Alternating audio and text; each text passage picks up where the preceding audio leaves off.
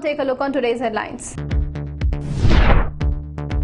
TCS, Wipro, Infosys work from home to end list of companies ask people back to office. 2020 record highest number of attack on environmental defenders.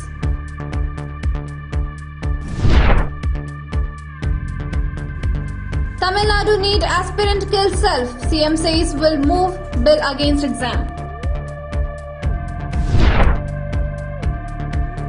Indigo expands domestic connectivity, adds 38 flights on its route network. RK Singh questions Mamata's intention in opposing electricity bill, protecting monopoly. In the list of big corporations that are asking employees to start working from office are TCS, Wipro, HCL Tech, NASSCOM, Infosys, Apple, etc. just to name a few. The COVID-19 pandemic is still raging across the world. The number of cases being reported in the country and the world has gone down substantially. The work from home and the concept that emerged out of this pandemic that has become a new normal. But now in September, when India is doing record vaccination and when a large chunk of population have been inoculated, the corporations are asking their employees to come back to office and to either embrace the hybrid style of working, where one is expected to work 2-3 days from home and work for the next 2-3 days from office. In the list of big corporations that are asking employees to start working from office are TCS, Wipro, Apple, etc. just to name a few. At least 227 people dead last year defending their homes, lands and livelihoods from environmental exploitation as the deepening climate crisis increasingly pits economic interests against local communities, according to the data compiled by the environmental group Global Witness. The total is the highest since Global Witness began gathering information about attacks on global defenders in 2012. Almost a third of deaths were linked to resource exploitation such as mining, logging and dam projects. It has become clearly the uncountable exploitation and greed driving the climate crisis is also driving violence against land and environmental defenders.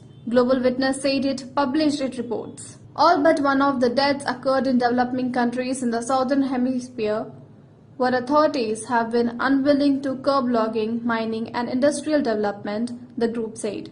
Over half took place in just 3 countries, Colombia, Mexico and the Philippines. Colombia recorded the highest number of the deaths for the second year in a row with 65. Mexico recorded 30 and the Philippines 29. A 19-year-old NEET aspirant appeared to have died by suicide in Tamil Nadu's Salem district on Sunday, prompting Chief Minister M.K. Stalin to say that legal battle against the national entrance exam was just beginning and promised to bring a bill against it on Monday.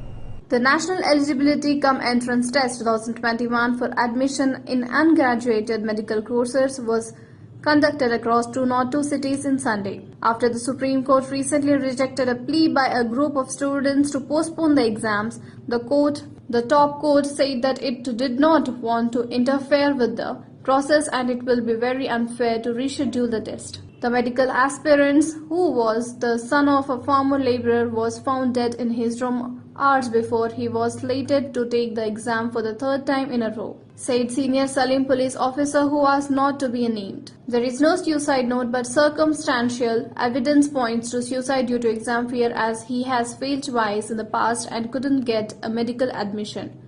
His parents were compelling him to prepare and clear NEET today and not to go for other courses. The family also says that he was under pressure, the official said, adding that a case of unnatural death under Section 174 of the Indian Penal Code has been registered. Expanding the domestic air connectivity, Indigo airline adds 38 daily flights on its route network in the month of September.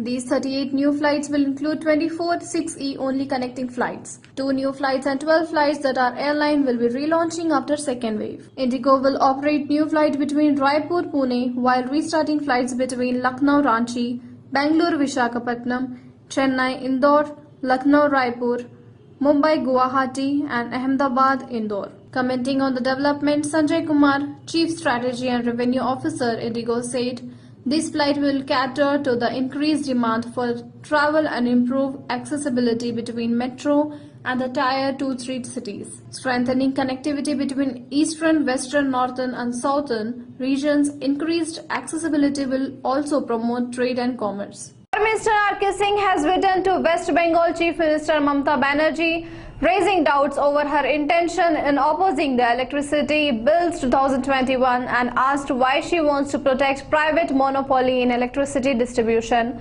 especially in Kolkata.